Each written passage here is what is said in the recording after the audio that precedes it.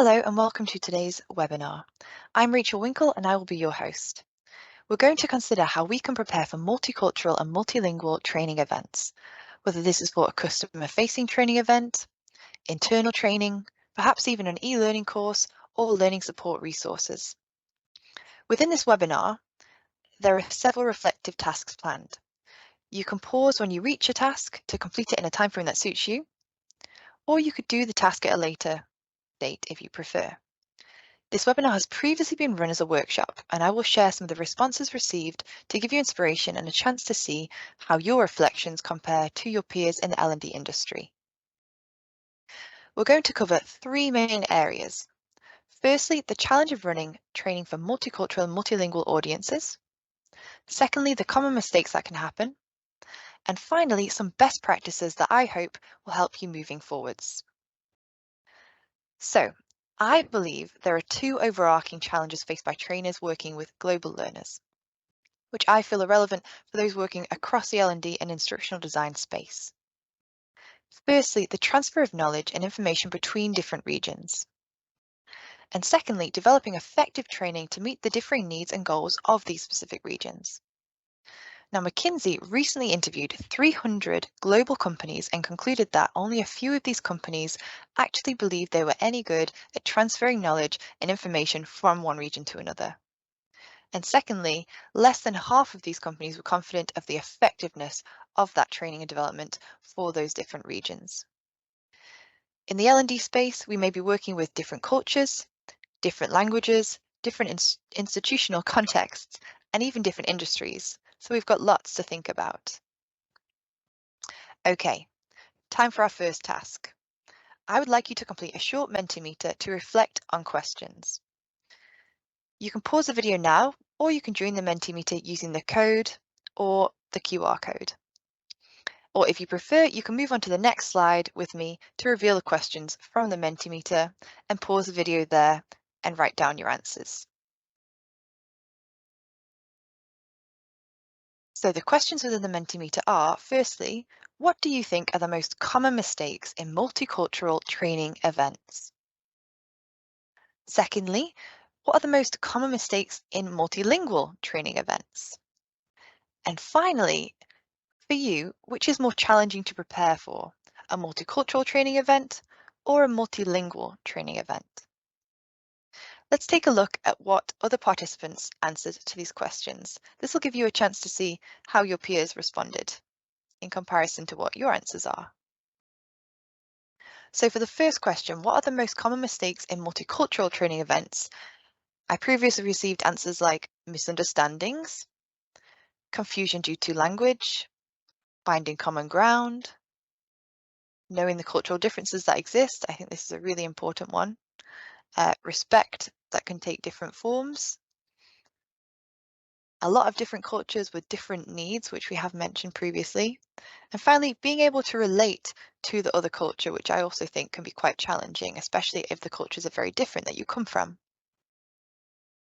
The second question, what are the most common mistakes in multilingual training events?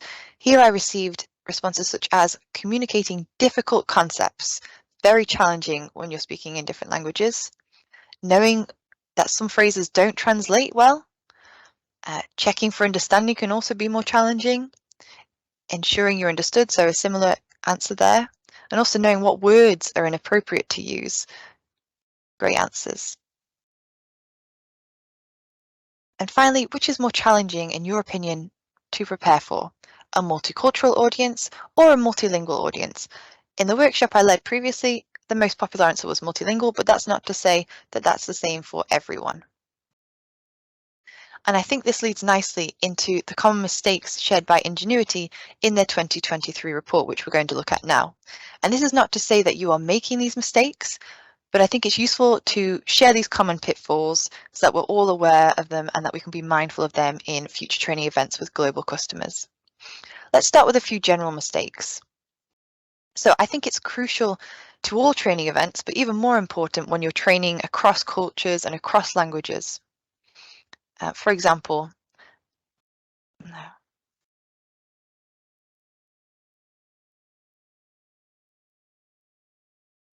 So this leads nicely into the common pitfalls shared by Ingenuity in their 2023 report.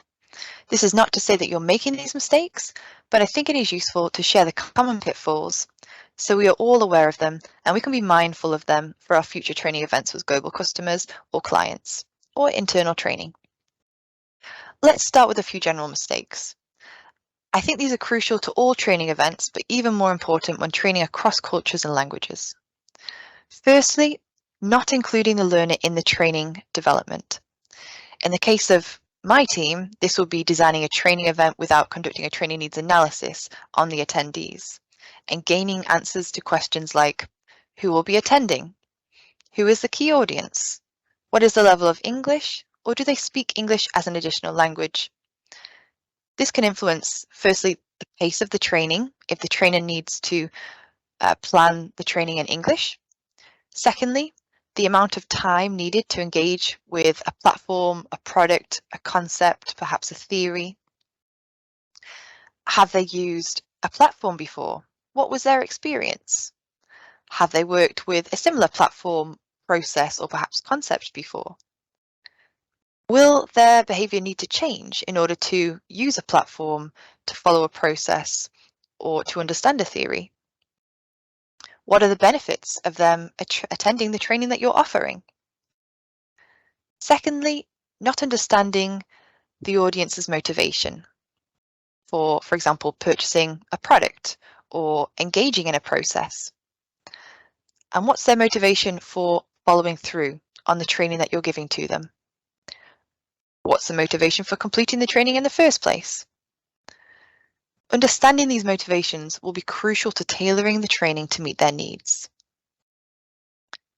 Then there are mistakes which can occur not only in the training, but across departments too.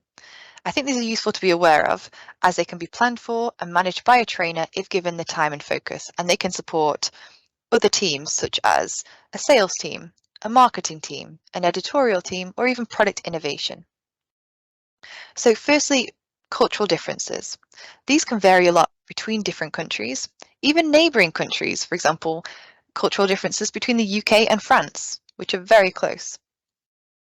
If the trainer has a lack of understanding of a culture, it is easy to cause a misunderstanding, which could lead to high memory burden or the lack of usage of a platform or product or following through on a process. Accidentally causing offense through a gesture or a particular word, color, symbol, or even an image. Even dress code could give a negative impression to specific audiences. For example, I recently learned that the thumbs up gesture is highly offensive in some Latin American and also West African countries, so using this emoji in a training event would be a terrible idea. The same goes for the OK hand gesture in Brazil. It's a definite no-no. Next, translation. Now, translation can seem like a great idea and some learners may appreciate the effort. However, if you don't speak the language, or perhaps you cannot confirm the quality of the translation, you could be in for trouble. You may also require additional input from a native speaker, which you may not have available to you. The use of idioms, words, or phrases that don't translate to the other language need to be considered. For example, I look forward to the weekend. I look forward to playing sport. I look forward to watching Netflix. We use this phrase all the time in English, but it can be easily lost in translation if you're speaking with a Spanish speaker. So it's really important to know what phrases may not translate or could be misinterpreted in other languages. A bad translation or the use of a phrase that doesn't translate well could lead to misunderstandings, could lead to frustrations when trying to use a product or a platform or follow a process, or could lead to low usage of a product or low uptake of a process. And finally, technical. So this refers to a lack of understanding of technical issues or perhaps limitations of the country or region that you're training. For example, the region may have limited internet connectivity.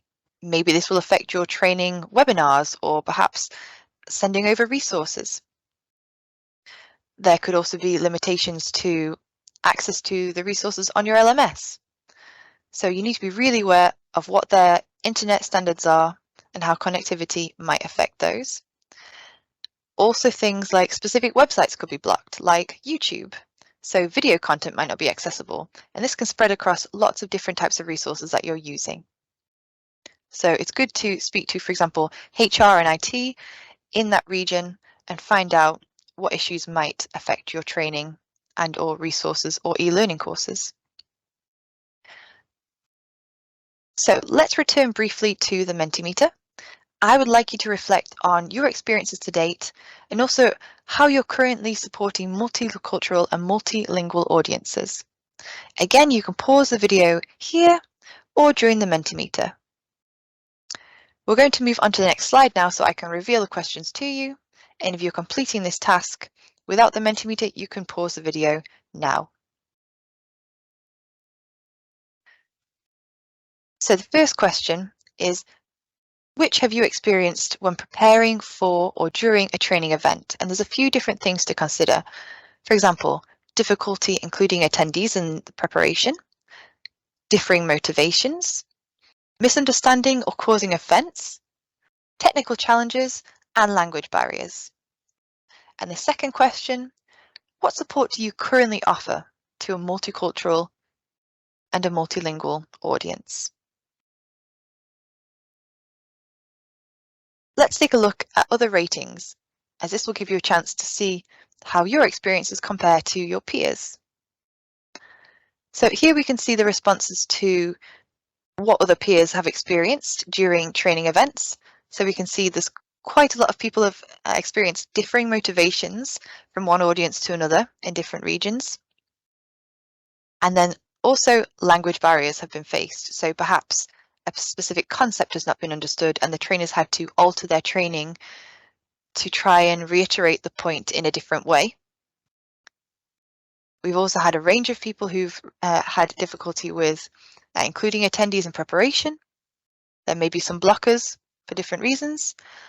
There's been some people who have experienced misunderstandings, also technical challenges, but luckily no one's had any offences caused, which I think is probably one of the big ones that most of us already prepare for.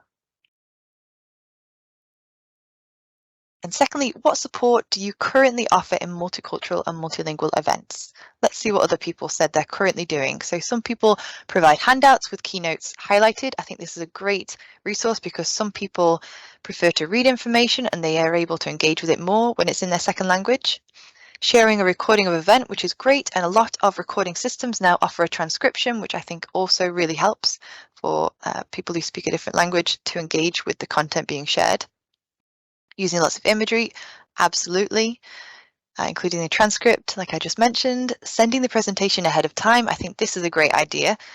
They may begin to prepare questions that they want to ask. They may need to translate questions in preparation. And finally, adding contact details so questions can be asked after the event, another great technique. Okay, let's move on to looking at some of the best practices. So the first best practice that could be recommended is to put on a global hat. Consider your learning audience and complete a training needs analysis, or learning needs analysis as you may prefer to call it. This is something I'm working on with my team at present, designing a TNA or training needs analysis that considers the needs of multicultural and multilingual audiences specifically. A template that can be used to understand the learner's needs, their challenges, their goals and barriers, and also the context that they're working with, prior to designing the training event or training resource or e-learning course. This could be, for example, sent as a survey, a set of questions in an email, or conducted over a call or face-to-face to gain that useful information. The goal is to avoid making any assumptions about the audience, especially if you're training for different regions. Secondly, is going to be learning culture. So understanding the culture around learning in that region can be really helpful in planning a training event. We should not assume that our audience is the same globally, and that applies to all types of different learners. Some cultures follow rules, others are motivated by social expectations, or perhaps by competition. Some learners